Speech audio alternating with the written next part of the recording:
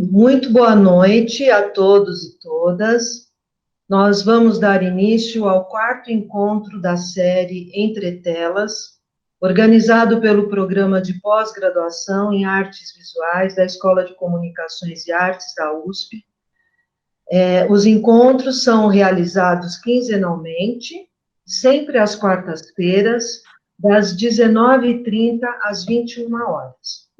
Entre Telas reúne doutores e doutoras em artes visuais, recém-formados pela ECA, que são convidados para dialogar com os atuais doutorandos e doutorandas do programa. Esta série de encontros é uma iniciativa para um diálogo entre diferentes pesquisadores do campo das artes visuais, evidenciando vínculos e afinidades entre as distintas abordagens das práticas artísticas, teóricas, pedagógicas, historiográficas e críticas. Os encontros são transmitidos ao vivo pelo YouTube e estão abertos a todos os interessados, com a possibilidade de participação do público nos debates via chat. Aos participantes é oferecido um certificado.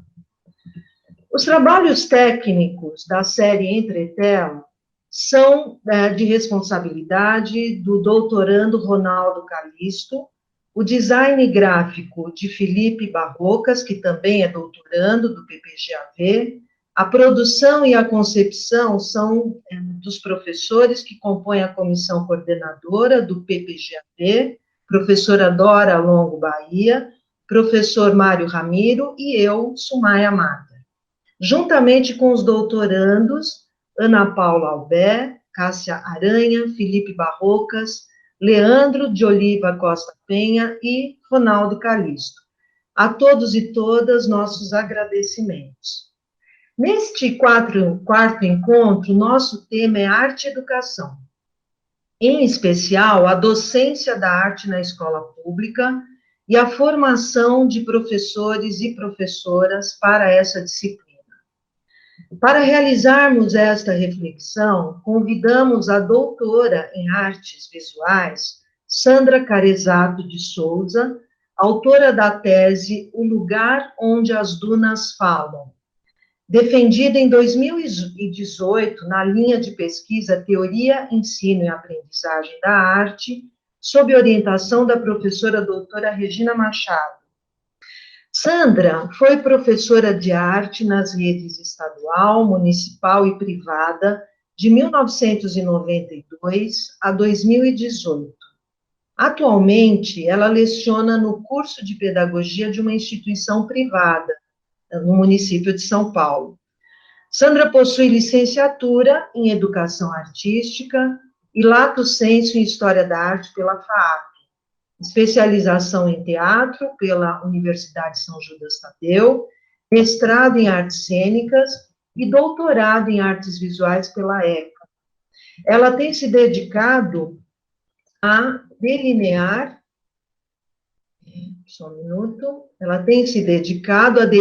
com mais precisão seus caminhos de criação que envolvem retalhos de tecido e histórias de tradição oral. Ela é uma contadora de histórias também. A pesquisa de Sandra partiu da observação de um grupo de professores de escolas públicas que desenvolveu, segundo ela, recursos pessoais para fazer frente aos desafios da profissão, que são muitos, acrescida de reflexões sobre a paisagem de dunas da Ilha Comprida. A investigação de Sandra foi realizada com o objetivo de revelar um retrato pouco conhecido dos professores. E a partir do registro dessas soluções encontradas por esse grupo investigado, estimular a renovação do olhar deles sobre si mesmos e o seu trabalho.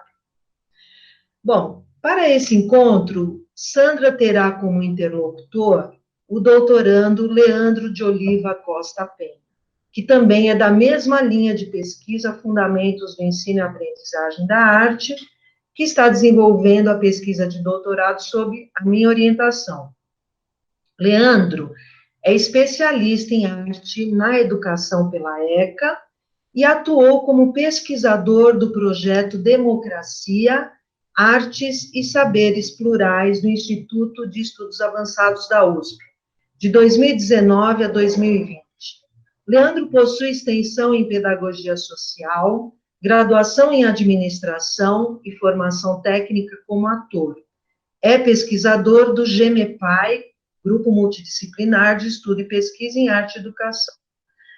A tese do Leandro é intitulada Entre a Escola e a Rua, o meio-fio como espaço de potência para as aulas de arte, reflete sobre os processos de criação pedagógica dos professores de arte em diálogo com o contexto da escola pública periférica, ou seja, as possíveis relações que envolvem a paisagem urbana e a instituição escolar, a vizinhança, a cultura local e as sabenças populares.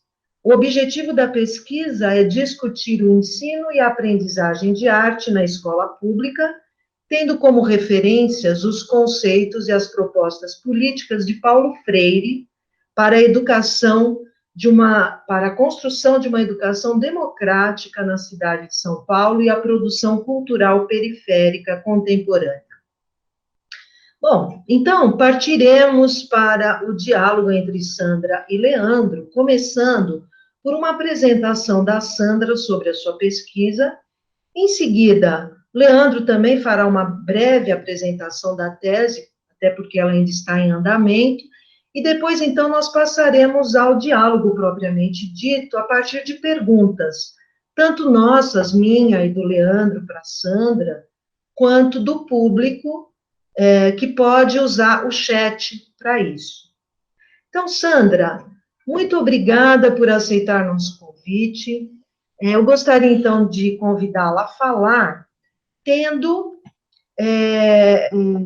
lendo, na verdade, uma pequena apresentação que você nos enviou sobre você mesma, né, que é uma narradora de histórias, que é um texto, eu acho, que traz um tom muito bom, muito especial para esse encontro, que é muito especial, para a gente abrir esse encontro, né? Então, você escreve: meu caminho como contadora de histórias começou em 2008, o princípio de um movimento de retorno. Sou neta de imigrantes e a reaproximação com as narrativas, processo que acontecia simultaneamente aos meus percursos no mestrado e doutorado, teve o efeito de clarear o entendimento das pessoas, espaços e histórias presentes na minha história, bem como me ajudar a entender escolhas artísticas que foram sendo feitas ou refeitas ao longo da vida. Esse reencontro transformou significativamente minha prática como professora de arte, papel que desempenhei de 1992 a 2018 na rede pública de São Paulo e que hoje se reconfigura novamente para minha atuação diante dos alunos de graduação em pedagogia, renovada pela percepção da minha identidade como artista da palavra.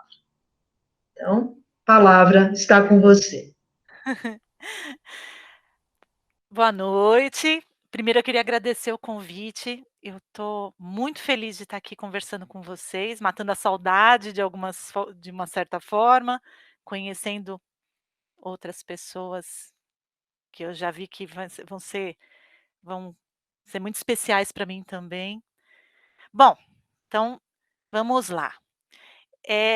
Eu primeiro queria dizer para vocês que para falar do meu trabalho, eu preciso mostrar e conversar de 2 maneiras, né. Eu preciso conversar e mostrar um pouquinho do caminho que eu fiz para chegar até aqui. Então preciso falar um pouquinho de quem eu sou, de certa forma, e por que que essa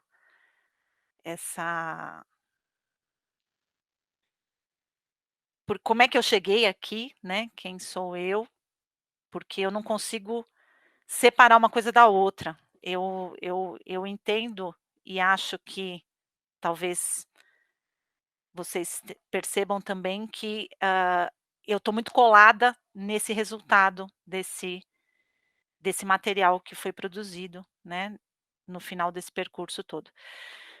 Então, bom, para começo de conversa, eu sou professora, né, me entendo como professora, trabalhei todos esses anos exclusivamente em sala de aula, então este aqui é o meu último ambiente de trabalho, né, nos últimos 7 anos eu fiquei nesta escola, uma escola bastante típica, eu já passei por várias escolas e elas todas tinham mais ou menos essa cara aqui mesmo. Eu trabalhei os últimos 7 anos aqui nesse corredor, lá naquela sala lá no fundo, era a minha sala, que nesses últimos anos acabou ficando como uma sala de arte, né, uma sala ambiente, mas ela não tinha, assim, uma cara muito de sala ambiente no final das contas. Na prefeitura, as salas que são montadas como ambiente são a sala de leitura e o laboratório de informática, né. As salas de aula, de modo geral, elas são organizadas com os materiais da disciplina, mas elas não têm a mesma cara de projeto assumido pela prefeitura para ser montada como sala ambiente. Então a minha sala era muito parecida com essa aqui de baixo, com a diferença de que como ela era do final do corredor, ela era um pouco maior e tinha a janela dos 2 lados, de modo geral. E eu passei aí os 7 anos, mas a minha história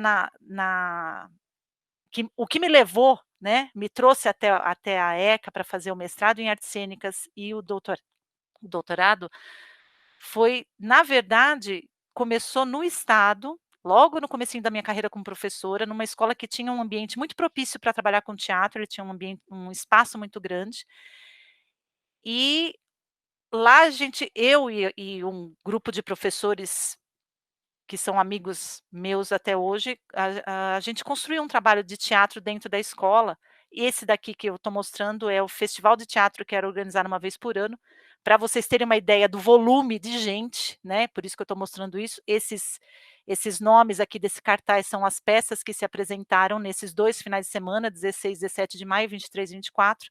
Então, toda essa gente aí são grupos, né, de teatro, cada um deles com uma desses textos, e o tamanho dos grupos é mais ou menos esse aí que vocês estão vendo, tá. Então, nesses 2 finais de semana, a escola fervia de gente vivendo essa experiência de fazer teatro, construir coisas com o teatro e tal. E não era só isso que acontecia dentro dessa escola. Em 94 começou um grupo de teatro que existe até hoje dentro da escola, né, um grupo muito grande, um grupo que é fora do horário de aula e existiam outros grupos também. Então o trabalho com teatro nessa escola era muito intenso, tão intenso que levou a mim e a outra professora a procurar formação, né, dentro para o teatro, porque a minha formação é em artes visuais, né. Então, eu fui parar nas artes cênicas, construí a minha dissertação de mestrado fazendo um diálogo da Feigal Strover, que era uma voz da minha graduação, com o processo de criação para as artes cênicas. Então, para o trabalho que deu origem, né, à tese de certa forma, o que materializou as ideias da dissertação, foi uma cena que a gente montou a partir do Hamlet, eu e a Renata Vendramin, que era uma atriz que se dispôs a trabalhar comigo, né, professora de artes visuais que estava vivendo aí uma experiência nas artes cênicas.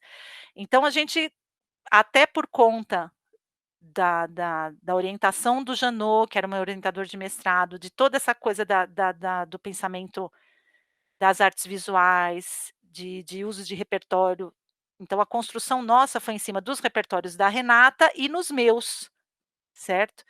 Por exemplo, uma coisa que a gente usou é o meu passado como cartomante na adolescência, que fez parte da cena e tal.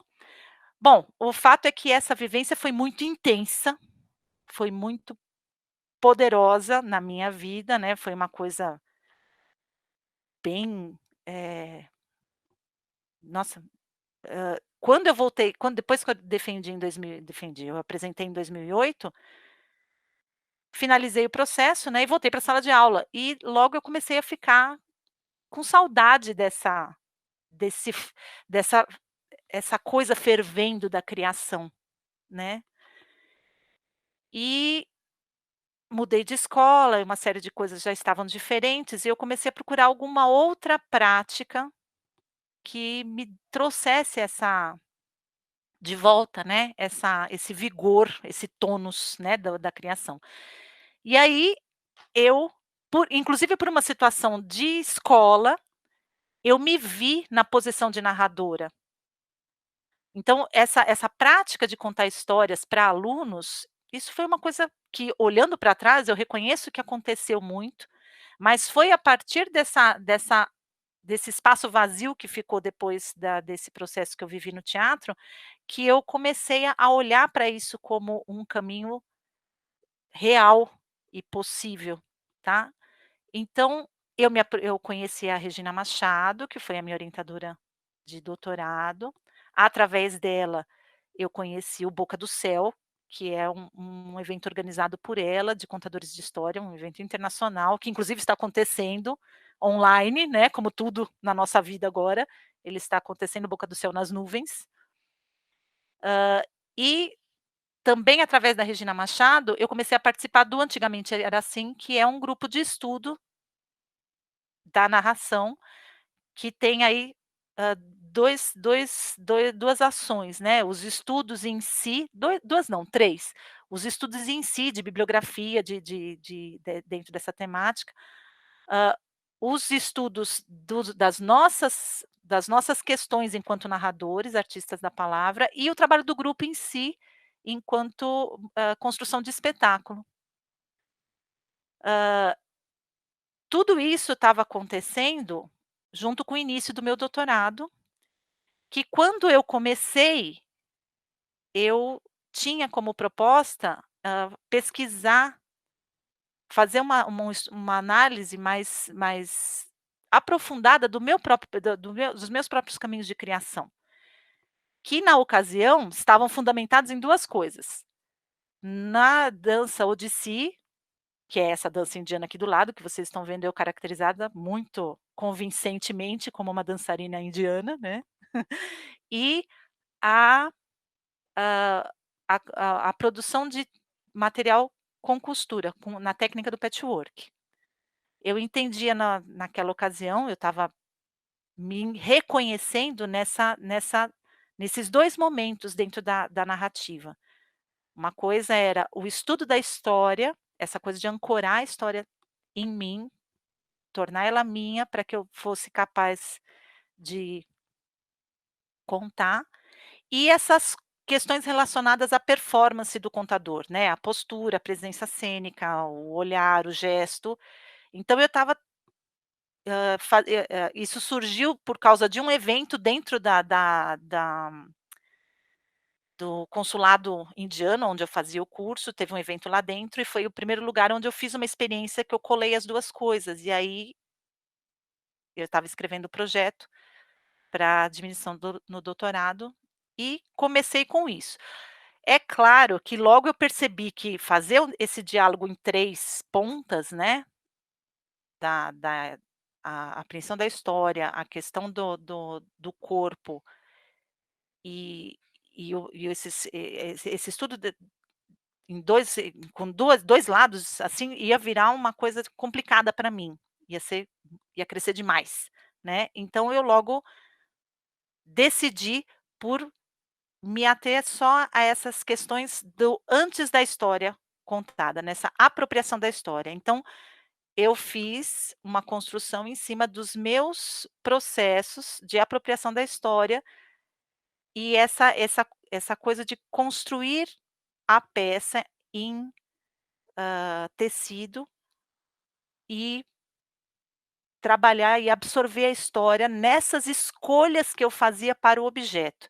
Não sei se vocês estão percebendo, mas esse estudo aqui é para essa colcha do meio maior, que foi uma colcha que eu dei de presente para uma amiga, e que conta a história de um castanheiro. Então, eu vou caminhando nesse ritmo, fazendo várias várias vou tomando várias decisões para construir a colcha e todas as decisões são sempre me remetem à história, e nesse vai e volta da história ela vai ancorando, e eu vou tornando ela minha, até a parte final que no caso é essa aqui do canto inferior, não sei se vocês estão vendo assim, mas no meu caso é da direita, que são esses quadros aonde a última parte pôr as interferências em bordado, que é o que eu faço por último na hora que eu estou escolhendo as palavras precisas que eu vou usar para narrar a história. Então, todo esse mecanismo era o objeto de estudo na ocasião. Muito bem, comecei a fazer as disciplinas.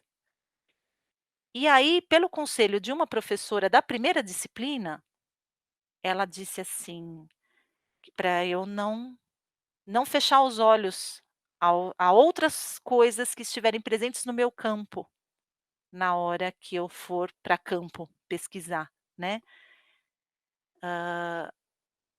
E justamente o que estava acontecendo no meu local de trabalho, que era onde eu contava as histórias, era para esse momento que eu estudava, era a situação que até hoje acontece muito. Isso daqui eu peguei esses dias para preparar essa montagem aqui, então, essa informação em 2019, eu defendi em 2018. Mas em 2018 não estava diferente, né. Essa situação é uma coisa forte, né, dentro da educação. E aí, hã, eu comecei a prestar atenção na sala dos professores, e prestando atenção na sala dos professores, eu percebi que existiam alguns estilos de professores, vamos dizer assim. E nessas de eu estava em pleno exercício da disciplina, né, estava justamente, afiando as minhas as minhas ferramentas de pesquisa em campo, né. Então, eu estava acionando uma série de recursos internos meus que iam me servir como ferramenta para pesquisar. Tanto é que está aí o baralho de novo, né. E eu observei 4 tipos de professores, aqueles que abandonam a profissão logo no começo, porque não a realidade era numa direção muito diferente do que eles esperavam. Algumas pessoas que parecia que podia acontecer qualquer coisa e ela não perdia de forma alguma a a a desenvoltura, o ânimo, a força, a concentração, né. Existiam aqueles que, na verdade, abandonavam, mas não saíam de lá, que são poucos, na verdade, mas eles aparecem bastante, assim, né, as pessoas reparam muito neles. E existia uma grande maioria de colegas que ficava doido, às vezes, não sabia o que fazer, saía chutando lata, como diz uma amiga minha, às vezes ficava um dia ou 2 sem vir na escola, bravo, achando que não queria mais saber disso, mas daqui a pouco já voltava de novo, com alguma ideia que tinha ocorrido, às vezes num lugar absolutamente estranho, sentava no meio lá dos outros, e animado pela conversa, daqui a pouco já estava cheio de planos outra vez. Então essas pessoas, eu observo, quer dizer, hoje não observo mais porque sou aposentada, mas eu observava na ocasião que eles são em grande número, na verdade. É um número muito grande de gente que é assim. E aí, eu prestando atenção nisso, as ideias começaram a aparecer, né. Algumas coisas estavam mais delineadas, mas a grande maioria não estava ainda. E eu sentia que isso era uma coisa importante, que eu não poderia deixar de olhar para aquilo que estava diante de mim, porque aquele era o universo onde eu exercia a minha arte, aonde essa arte que eu exercia me tornava, não sei se melhor, mas era uma coisa muito importante para mim ter essa prática, eu sentia que isso me nutria de vigor, de ideias, de ânimo, me punha num lugar legal para o trabalho. E eu via isso também acontecer, só que não necessariamente na arte, e aí é que começou a chamar minha atenção, falei: "Ah, tem alguma coisa aqui que eu acho que eu preciso olhar", porque você ter esse ânimo na arte, uma pessoa que tem a prática artística e a gente sabe do poder que a arte tem, né, como ele age sobre nós, em todos esses âmbitos, né, de renovação, de vigor, de alerta, de tudo isso. A arte, a gente sabe disso. Agora, às vezes, as práticas ou daquelas pessoas que estavam lá eram bem diferentes e ao mesmo tempo não eram. Então todas essas coisas estavam meio que pulando na minha frente. Aí, eu tentei de uma forma mais sistemática, na medida que eu fui conseguindo descobrir caminhos para que eu fosse capaz de sistematizar aquilo que estava diante de mim, eu achei que existiam mais 14 coisas. Conversei com um monte de gente, né, com muita gente. Essa foi uma facilidade que eu tive pelo fato de estar pesquisando dentro do meu ambiente de trabalho, né. Então eu enxerguei essas 14 o quê? 14 habilidades? Eu não sei, acho que posso dar esse nome. Mas esses itens aqui, nessas pessoas todas. E aí eu mexendo com isso, né, tentando achar uma forma de encaixar isso com o que eu com essa função que eu via que o meu exercício criativo tinha para minha ação pedagógica, para o meu cotidiano como professora. Então eu comecei mexendo com isso, a achar que existiam esses 4 âmbitos aqui, que algumas qualidades eu percebia que pertenciam a ações que tinham uma qualidade de criação, uma qualidade criativa. Que algumas outras coisas tinham referência, me pareciam estar conectadas a uma capacidade de reflexão sobre a própria experiência que essas pessoas tinham, uma ligação com origem, com memória, com as suas vivências pessoais.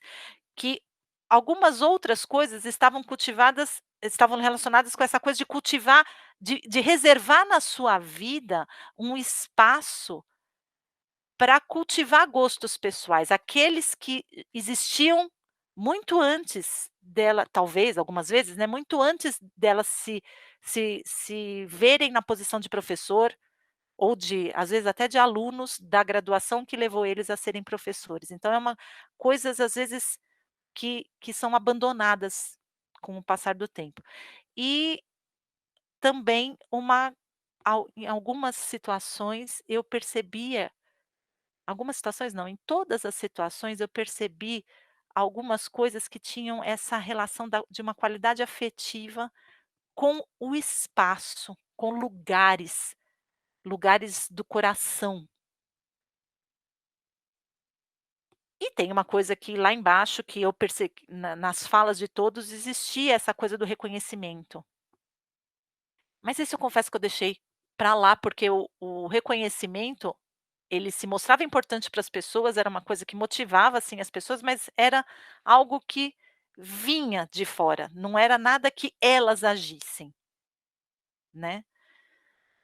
Muito bem, aí ficou com aquele monte de gente, né, porque eu passei por muita escola, tinha contato com muita gente, conversei com todos os da minha escola, mas para organizar o material, eu acabei selecionando 4 professores que eram pessoas que eu tinha acesso muito fácil para conversar diversas vezes, no caso específico de uma das pessoas eu tinha inclusive uma história longa, né, de mais de 20 anos de amizade, então a gente já teve muitas oportunidades para discutir e conversar muitas coisas. Hã, e e aí eu escolhi uma pessoa de cada tipo que eu achava que a prática dela era muito emblemática, ela podia se tornar uma metáfora desses grupos de ideias que eu estava enxergando. E a partir daí eu comecei a conversar com essas, tentei dialogar,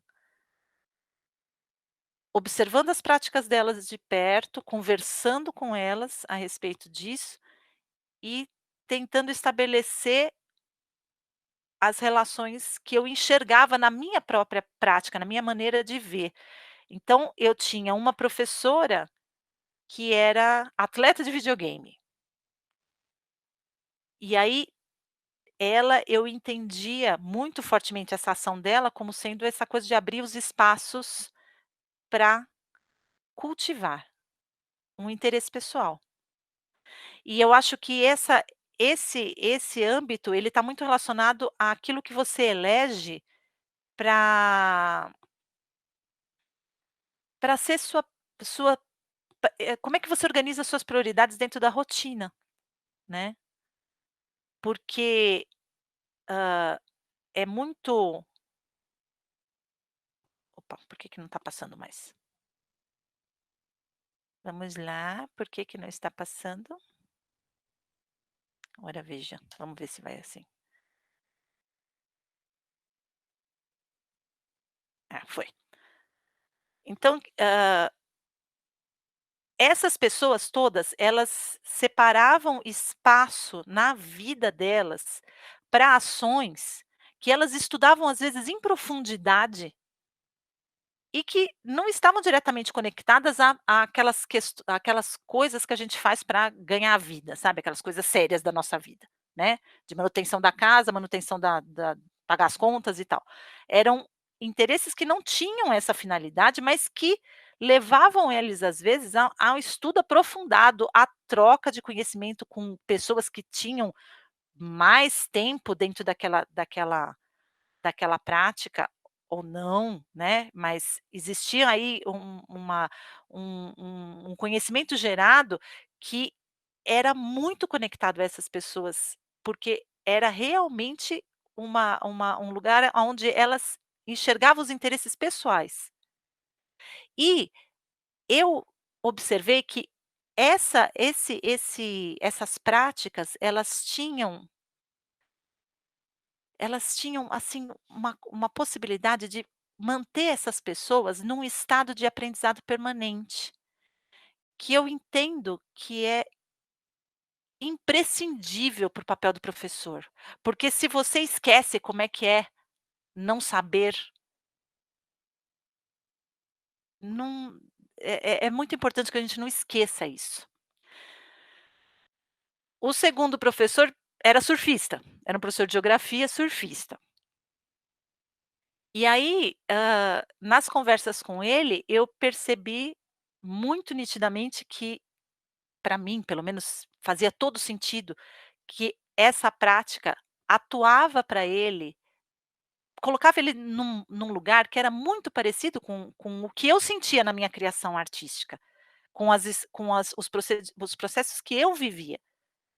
Essa foto aqui é lá de Ilha Comprida, foi tirada pelo Wagner Andrade, que é o meu professor de bodyboarding. O que acontece na criação? A criação envolve uma série de movimentos constantes, né, movimentos de aproximação, movimentos de questionamento, movimentos de teste, movimentos de reflexão, avaliação do resultado, de reorganização. É um movimento absolutamente constante, que é opa, que é muito parecido com o que acontece numa prática desse tipo. As coisas estão se mexendo o tempo todo ao seu redor e você faz milhares de escolhas, milhões, e as variáveis são muitas de sua escolha e variáveis que estão fora do seu controle também. Então, eu enxergava uma série de relações na na na na nas bu na naquilo que ele na prática dele, ele trabalhava e que deixava ele numa situação muito parecida com a que eu vivenciava. Porque são muitas escolhas e são muitos conhecimentos envolvidos. Então, uma coisa como essa aqui, eu não fazia nem ideia de que tinha tanto modelo de prancha de surf nesse mundo, pelo amor de Deus. E além disso, ainda tem os materiais que são, de que são feitas essas coisas, né. Existem as características da pessoa que está usando, existe as características fixas daquele lugar onde ele escolheu ir, que ele inclusive comentava muito a respeito disso, esse professor.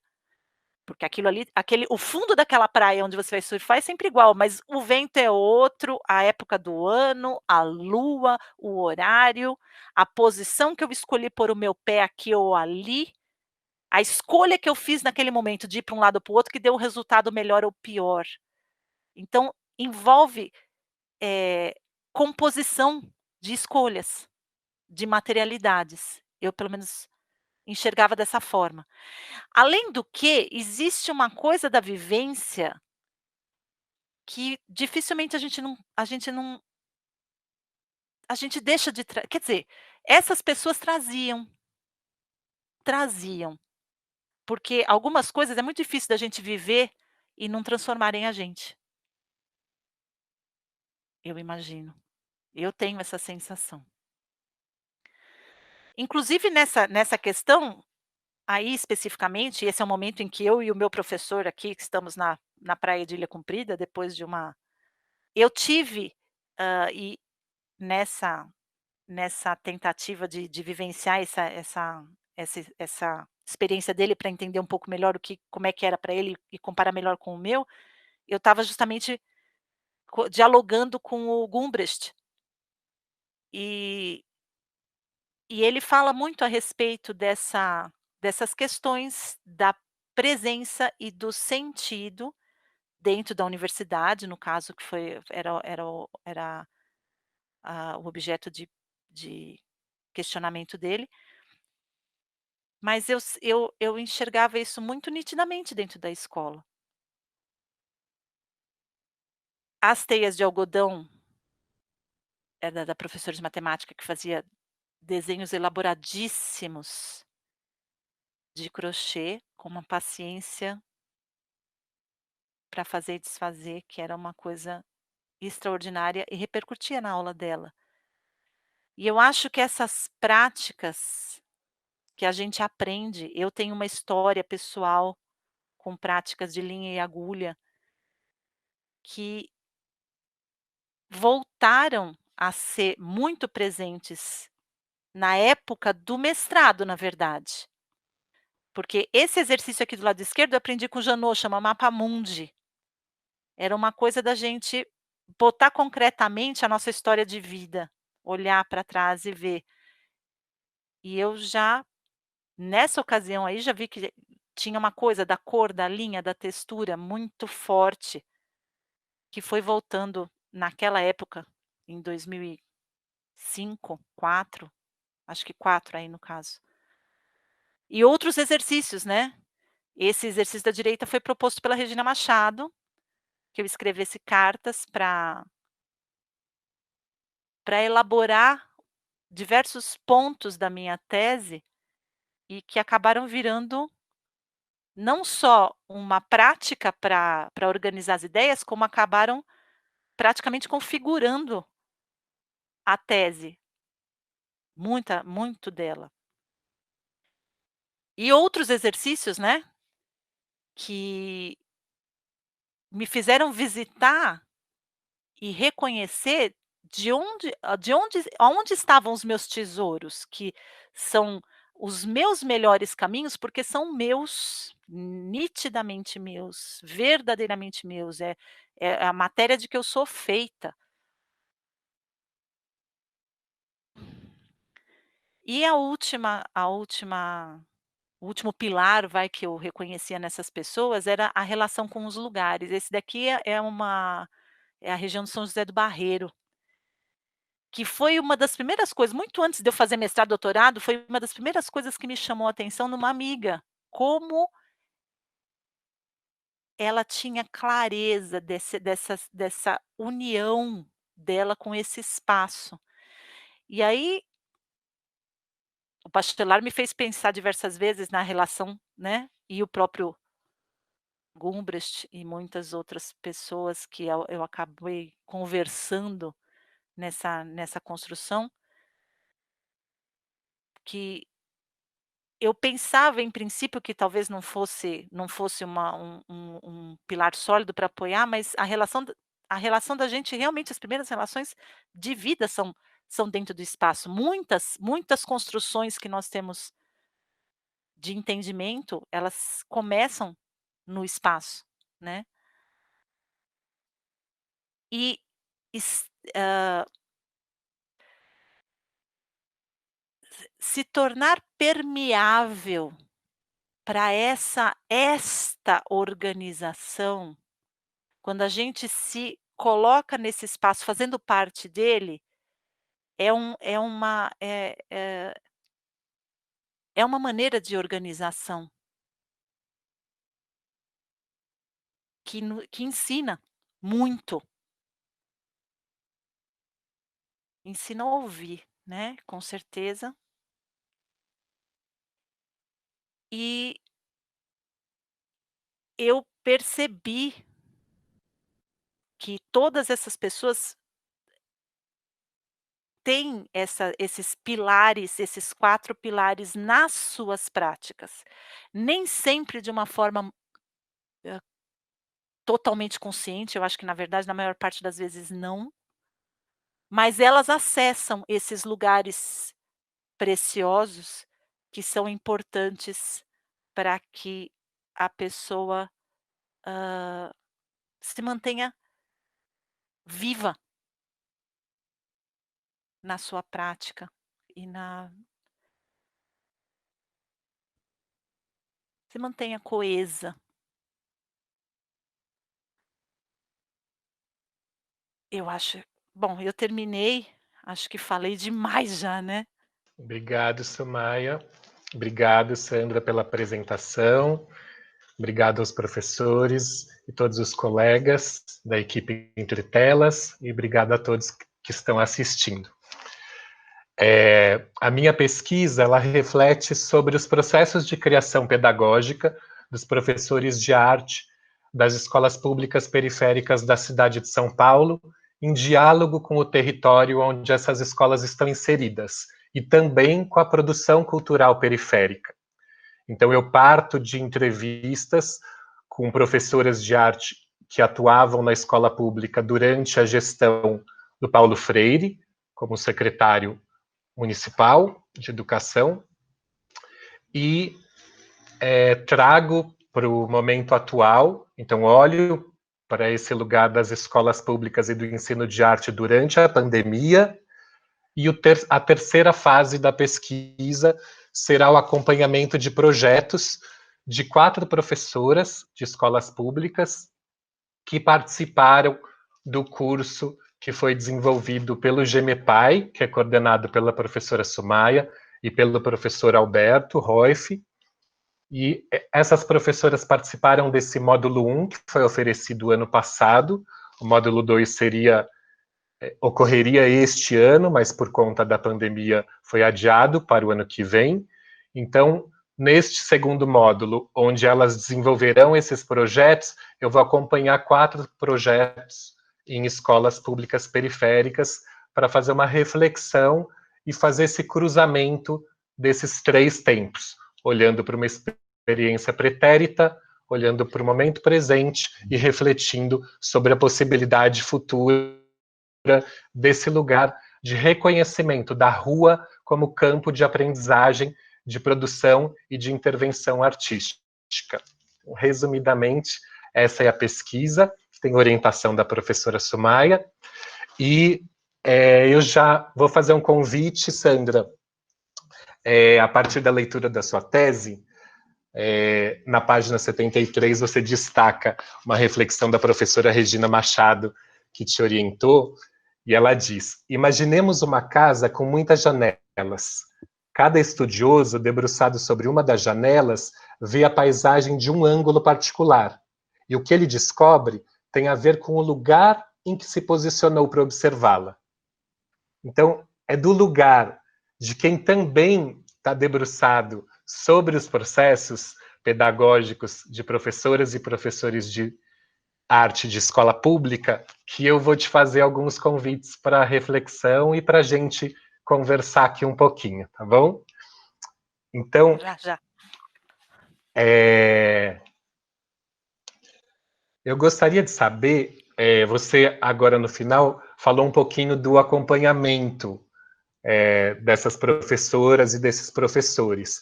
Eu queria saber um pouquinho sobre esse levantamento de dados, como foi esse acompanhamento na rotina, esse cotidiano, porque eu vi ali na tese que você depois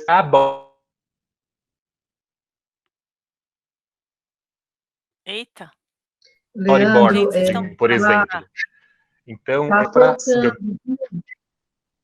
Tá cortando. cortou você. Repete a pergunta, Leandro, por favor. Por favor. Tá. Ups. Sobre o levantamento. Deixa eu ver se algo.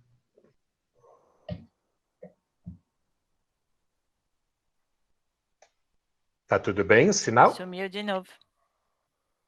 Ah, agora sim. Sim? Então, minha pergunta é sobre o acompanhamento desses professores e dessas professoras, sobre o levantamento de dados. Eu vi na sua tese que você, inclusive, passou a ter aulas de bodyboarding. Então, eu fiquei curioso desse seu acompanhamento ali no bordado, no surf, no jogo de videogame. Você pode compartilhar com a gente um pouquinho como foi essa fase de levantamento de informações e de dados com essas professoras e professores? Então, como eu falei, né, eu estava dentro da escola, então eu tinha muito acesso a conversar com eles durante muito tempo, certo? Por causa que a estrutura da escola tem aquela coisa das janelas, tem alguns momentos que a gente se encontra fora de aula.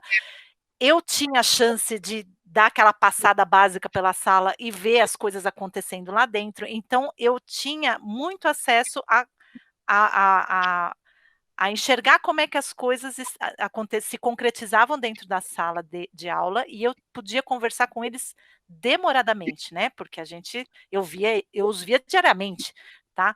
Agora, eu tinha a minha própria prática, como eu falei, né, que era essa coisa do estudar a história por esses processos de escolha de tecido, escolha de linha, de rabiscar, recortar, colar, trocar, costurar, botar na parede, todas essas coisas que eu fazia, mas eu também eu nunca fui vê-los fazer, eu só tinha um contato mais próximo com essa minha amiga de 20 anos, então eu nunca fui ver o meu colega surfar, também nunca assisti a minha colega jogando, porque eu não estava interessada na performance deles propriamente.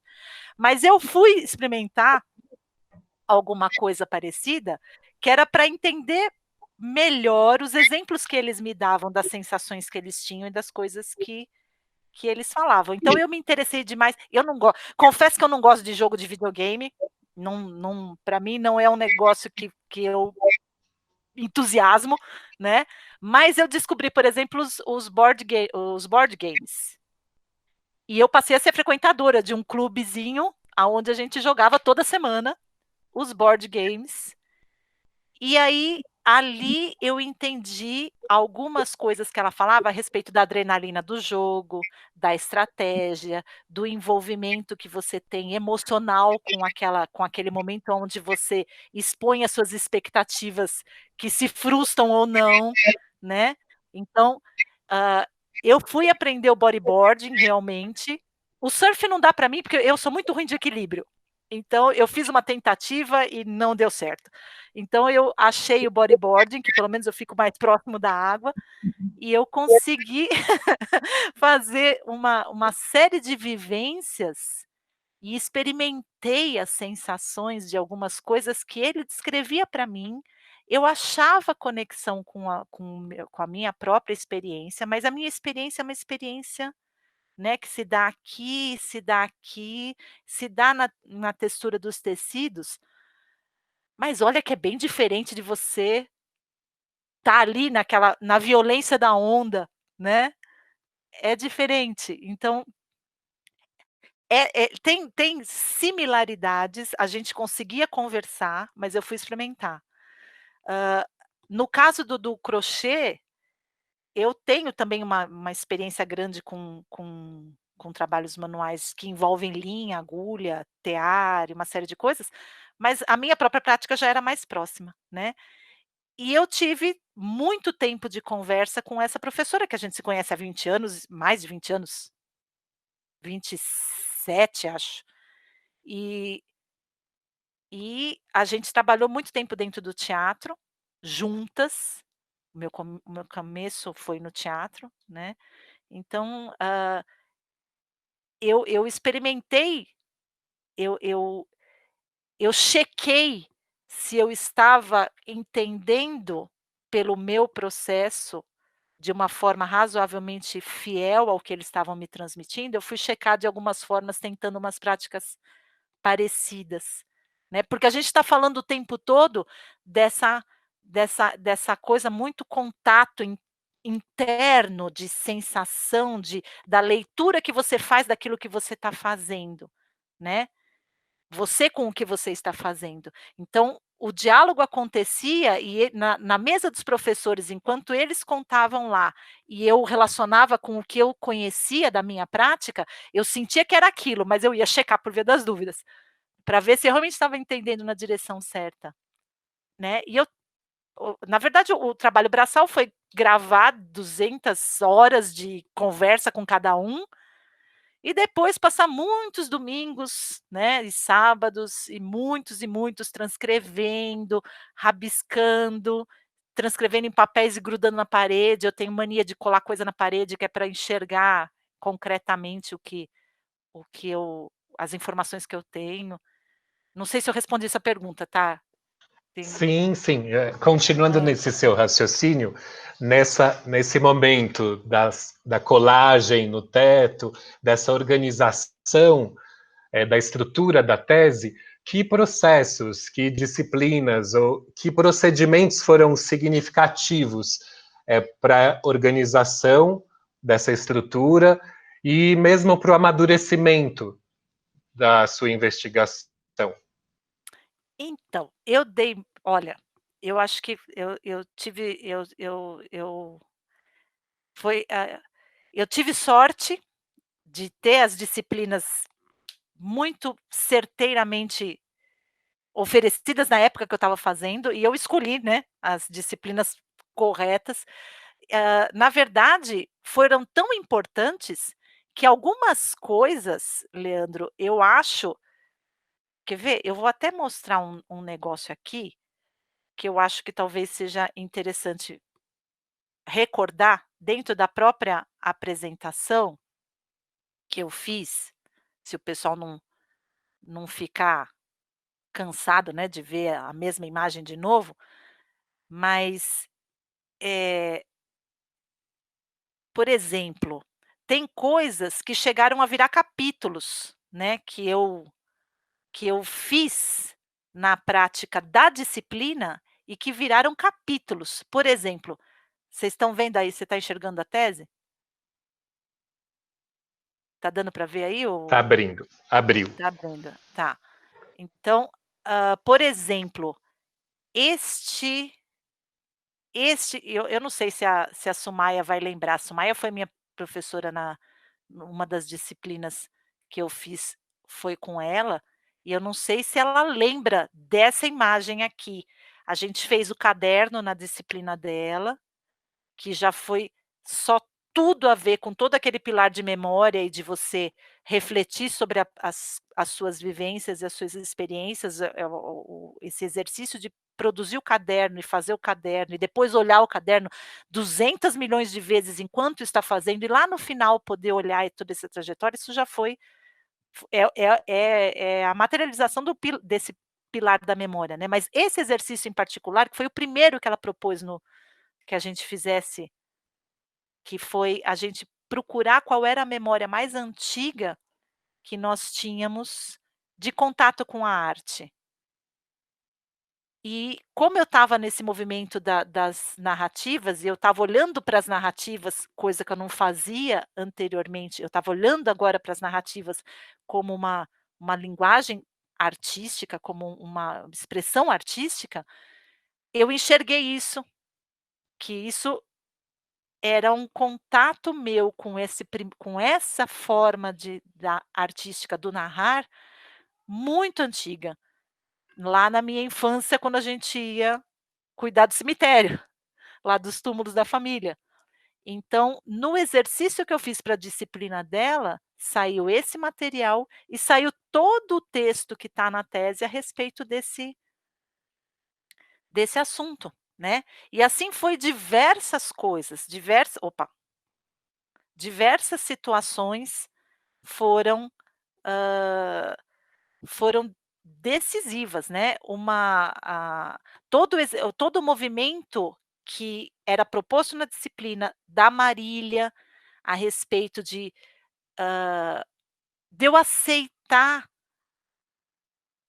não é aceitar, talvez a palavra, mas de eu ir experimentar, fazer outros tipos de aproximação do objeto de estudo. Outras maneiras de pensar em como construir, quer dizer, na verdade eu acho que a gente até conversou anteriormente a respeito disso, eu entendo essa tese não como sendo o assunto em si, eu acho que ela é o assunto e é o meu processo de fazer o assunto, né, enxergar esse processo de criação desse objeto, Sim, eu esse queria pegar um material. pouco por aí. Eu queria pegar por aí a questão do processo de criação, né? Primeiro, eu queria agradecer a lembrança da disciplina, eu tenho uma excelente lembrança sua também, Sandra, e do grupo de mulheres, né? Da sua turma, foi um grupo Nossa, que grupo bacana. foram Aham. muitas memórias lindas, muitas coisas lindas feitas com as mãos, né? Por todas. Uhum. Uhum. Eu queria pegar um pouco por aí, essa questão da memória e dos processos de criação, que de alguma maneira estão presentes nos trabalhos que a gente desenvolve, orienta, né? Tanto acho que eu Uhum, quanto uhum. a Machado, enfim, a gente tem aí um campo que coloca a experiência do professor e as vivências como central, né? No processo Uhum. de formação.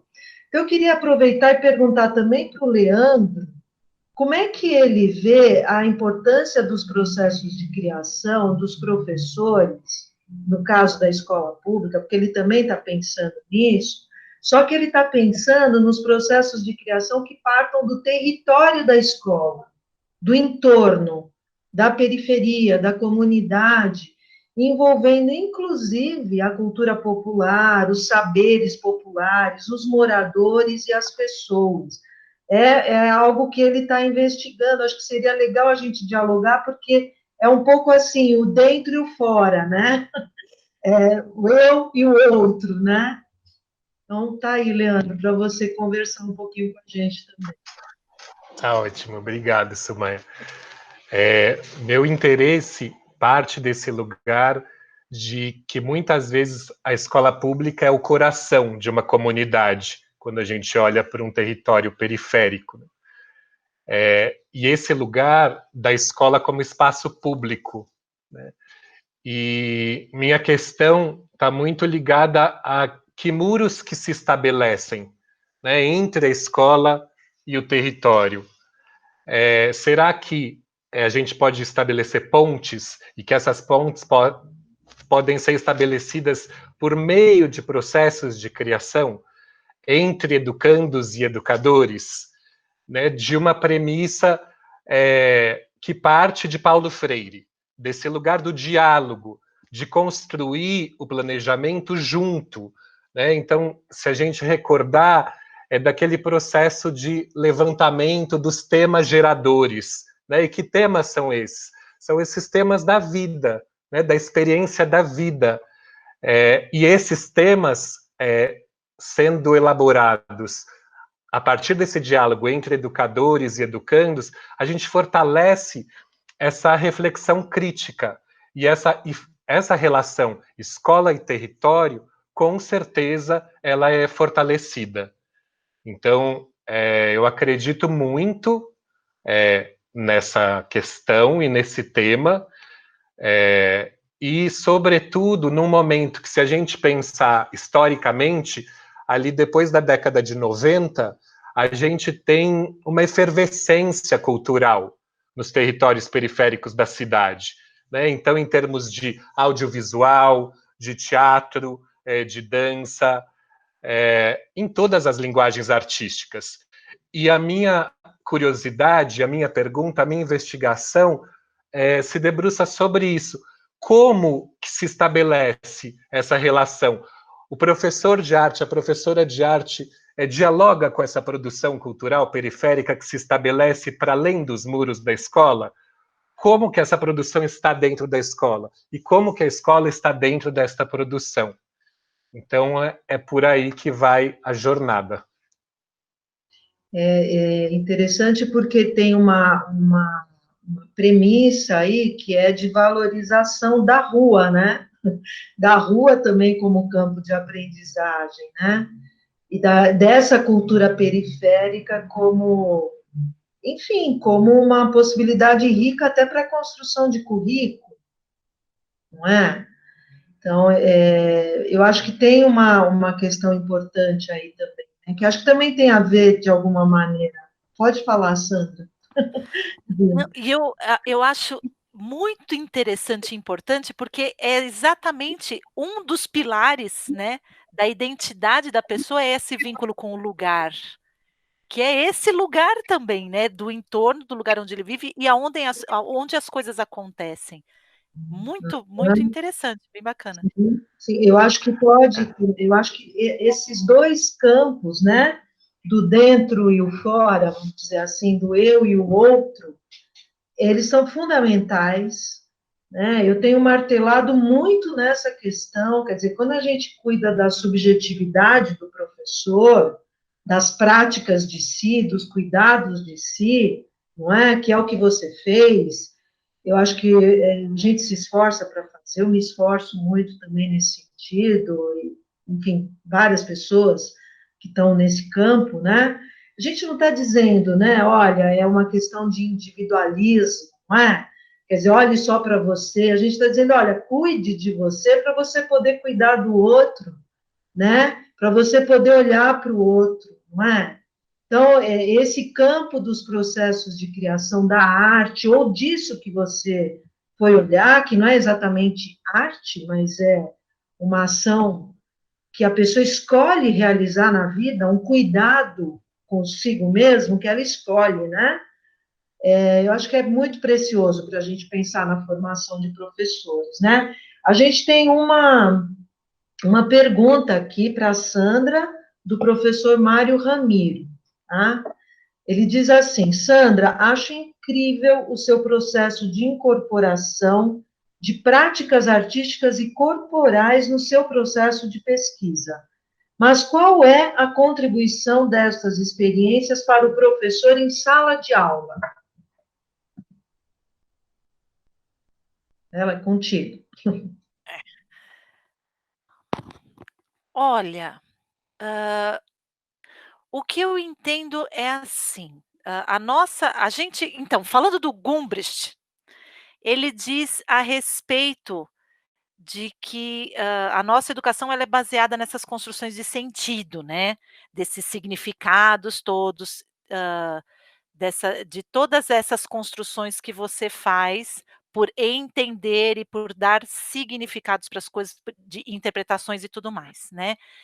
E que ele coloca que existe uma potência de conhecimento e de vivência que não se dá por por não é que não se dá, é que ela existe e ela tem um poder muito grande, que não é levado em conta. Então o Gumbrist mesmo ele diz que não é uma questão de você tirar uma coisa e pôr outra, não é isso. é deixar espaço também para este outro lado que a gente sente falta. Então, por exemplo, ele dá um exemplo lá.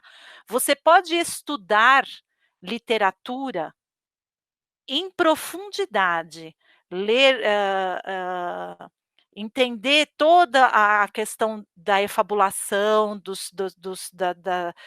das caracterizações dos personagens, ou da situação que está sendo retratada lá, mas aquela vivência da leitura que você tem, que você lê um trecho e faz uma pausa para fecha, isso é de outra natureza, e isso é tão real quanto. Você pode estudar música, saber todas as questões lá de todas as notas, as harmonias, todas as teorias, mas a sensação de ouvir e aquele poder, ele é tão real quanto. E a gente busca essas coisas. A gente busca naturalmente, por que não deixar espaço dentro da educação para que se vivencie também estas coisas? E no caso do professor, o professor achando esses caminhos para ele, ele vai saber caminhar com o outro mais facilmente. É nisso que eu acredito, que as pessoas precisam, achar esse lugar de se manter, eh, acessível para esse nível de experiência, para esse tipo de experiência, para que ele entenda como isso é valoroso e pensar em formas de propiciar isso também. Sandra, eu acho que é fundamental isso, essa pergunta do Ramiro, ela é incrível, porque ela, além de nos levar a isso, qual é o sentido, né, de fazer isso, então, com o professor, de pensar, de pesquisar isso, não é nem de fazer isso, é de pesquisar.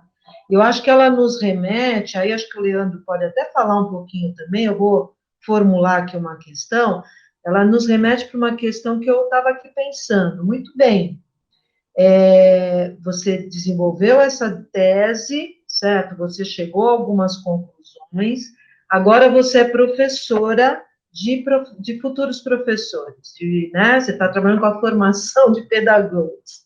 Então, pegando o gancho do Ramiro, é assim, em que a tua tese, a sua pesquisa, aquilo a que você chegou, te ajuda hoje no enfrentamento desse desafio? Isso reverberou em alguma proposta, alguma ideia de formação?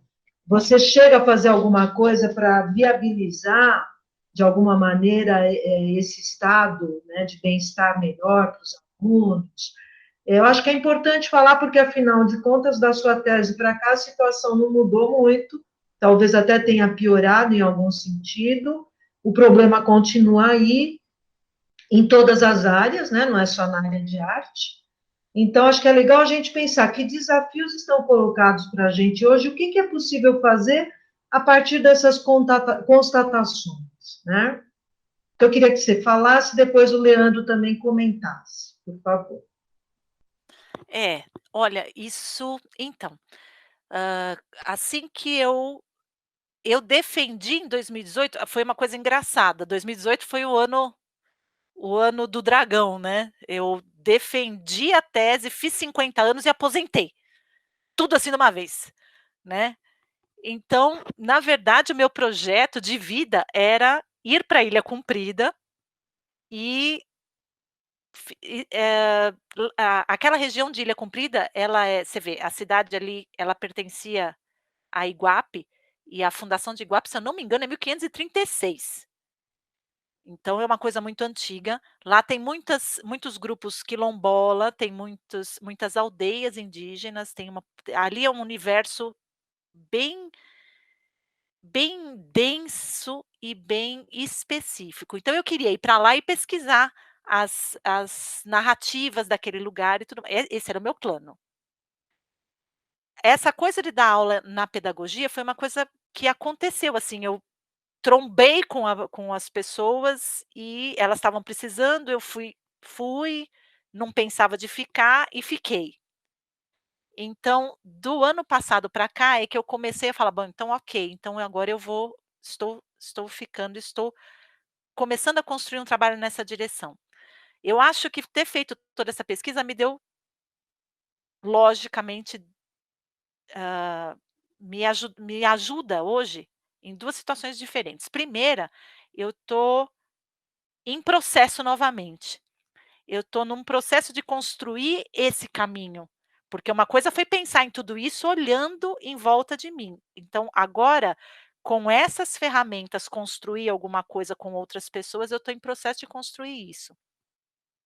Hã, a primeira mudança básica é o fato de já nessa formação com eles, insistir muito nessas ideias, na consciência dessas ideias que eu estou dizendo, né, de trazer essas ideias para eles e a gente discutir isso muito profundamente e muito constantemente, né, de que esse cuidado consigo é uma ferramenta de trabalho, de um trabalho solidamente construído e de um trabalho, dialogado. Né, não, para sair desse lugar do trabalho imposto. Então eu estou descobrindo coisas, né, descobrindo maneiras de fazer com que elas façam um percurso, não o meu, mas um percurso dessa descoberta dessas linguagens pessoais, desses valores que elas já trazem historicamente na vida delas, dessa dessas desse dessa atenção de que todas as pessoas que passarem pelo caminho delas precisariam dessa ajuda também, de fazer esses percursos, como nós vamos fazer? Então eu estou, na verdade eu estou em fase de laboratório ainda, construindo essa essa maneira, porque inclusive, né, elas são alunas de pedagogia. A própria carga, por exemplo, horária para esse universo da arte e desses caminhos de arte é diferente, né, então eu estou tendo que pensar nesse outro lugar que tem uma outra divisão do tempo e um outro repertório de começo de trabalho, né, então eu não consigo falar para você agora, estou com esse processo estruturado desta forma, estou em processo, eu mando notícias assim que eu tiver alguma coisa mais sólida mente construída, mas eu estou realmente investigando isso, porque, eu acredito que é por aí. Respondi? Não sei se respondi. Sim, ótimo, obrigada. A minha, toda essa investigação, olhando para a possibilidade, olhando para o futuro, olhando para as perspectivas,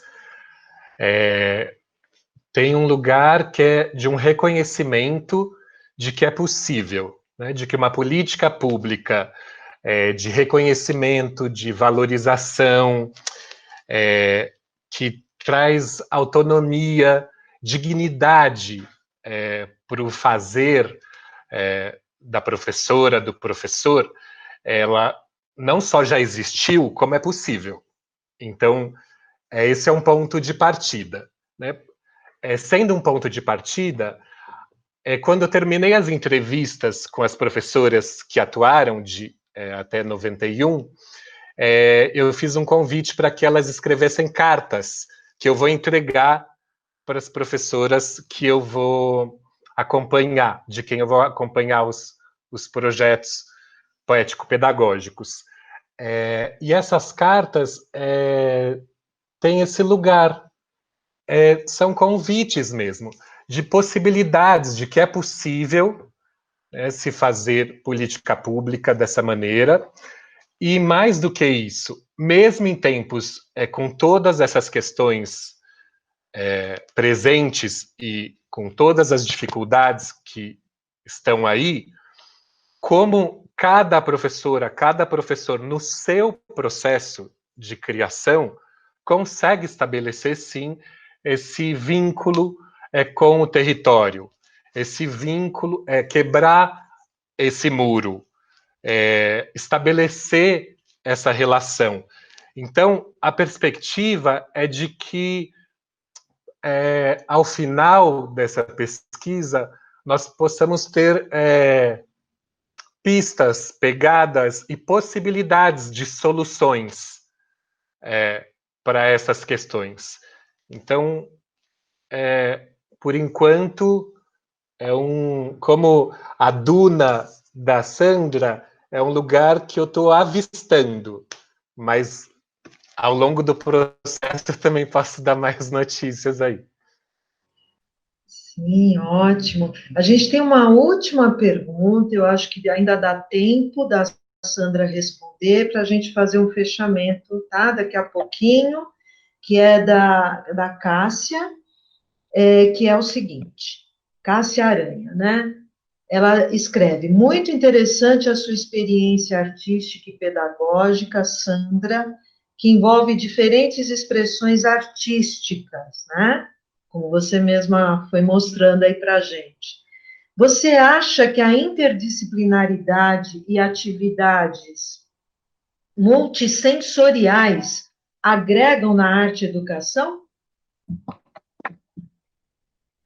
Opa, nossa senhora, eu acho, opa se acho, porque, então, a gente precisa, você vê, eu tive na época que eu estava na faculdade, nas artes visuais, eu fiz na FAAP, eu tive lá um monte de crises, né, acho que artista tem umas, né, de vez em quando, e eu tive lá as minhas, e eu dei muita volta até achar o meu lugar, essa coisa e eu, nossa, me sinto muito em casa nesse bate-papo que eu fico escutando da história com o tecido. Isso é muito meu. Ora, como e eu tive ótimas professoras de arte, escolhi fazer arte, né, quer dizer, enfim, mas, eu fui fazer artes visuais, eu já senti esse chamado para essa direção, mas dentro de uma sala de aula, existem as pessoas com chamados diversos, né, então essa possibilidade de você construir coisas que vão tocar nas pessoas por lados diferentes, vão também fazer com que elas vão se virando para cá e para lá, até ela fala: "Opa, é aqui é a minha direção", né. Então eu acho importantíssimo que a gente então, e isso também não é fácil para o professor, né, em sala de aula, isso é uma coisa, às vezes tem vezes que dentro de uma escola, quando eu trabalho escolas grandes, quando você tem a chance de ter um grupo de colegas de área, você às vezes até pode fazer aí uns combinados, né, que as pessoas, transitem mais pelas áreas onde elas se sentem mais confortáveis, mas de modo geral a gente acaba tendo essa função, né, de apesar de eu ter a minha linguagem do coração, o lugar onde que eu me sinto confortável e confiante, eu não posso deixar de oferecer para esse pessoalzinho que está passando por mim, a chance de se aproximar de alguma coisa que ele vai descobrir que é o dele, né. Não sei se Sim, respondi. experimentando, né? Experimentando até poder fazer, né, algumas escolhas, se é que ele tem que escolher, né, alguma coisa, né? Mas tá dentro daquele campo, né, da ampliação das experiências, das oportunidades, né? Acho que por isso também essa centralidade na escola pública é importante, né? Porque a gente sabe que as oportunidades são muito menores, então a arte ganha uma importância ainda maior quando a gente traz essa dimensão da periferia, da escola pública, enfim, de tantas pessoas que estão impossibilitadas, né, de vivenciar todo esse potencial, né, que ela propicia para a gente. Então, é importantíssimo que esse professor esteja bem cuidado e exercendo plenamente a sua capacidade, né? para poder, enfim, a gente está caminhando para o final, né? Eu vou fazer os agradecimentos e eu queria que vocês fizessem uma última palavra aí, enfim, o que vocês gostariam de deixar aí, né, como última mensagem. Agradecer muito Sandra e Leandro e a todos também da nossa equipe, ao público também que nos assistiu e que vai assistir futuramente, né? Porque a gravação vai ficar no YouTube e aí qualquer pessoa pode assistir daqui para frente. E dizer que a gente aguarda, então, o público para os nossos próximos encontros. A gente tem no dia 18 de novembro o Cauê, Augusto Maia Batista e a Cássia Aranha debatendo a partir da pesquisa do Cauê. E no dia 2 de dezembro, o Gustavo de Moura Valença Mota e a Milena também debatendo a partir das pesquisas do Gustavo, tá? Então, tá ali, a programação está disponível para todo mundo. Então, eu já agradecendo, eu passo a palavra, então, para você primeiro, Sandra, e depois para o Leandro fazer a finalização. Tá bom? Muito obrigada.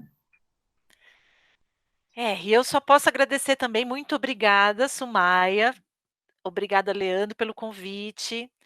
Eu me sinto muito, muito alegre de que a gente possa ter se unido aí nessa busca, né, que nós temos aí nesses pontos comuns de busca. Eu agradeço a oportunidade, agradeço as pessoas aí que estão nos vendo ou nos verão, né, nessas coisas do universo digital, né, agradeço a todos.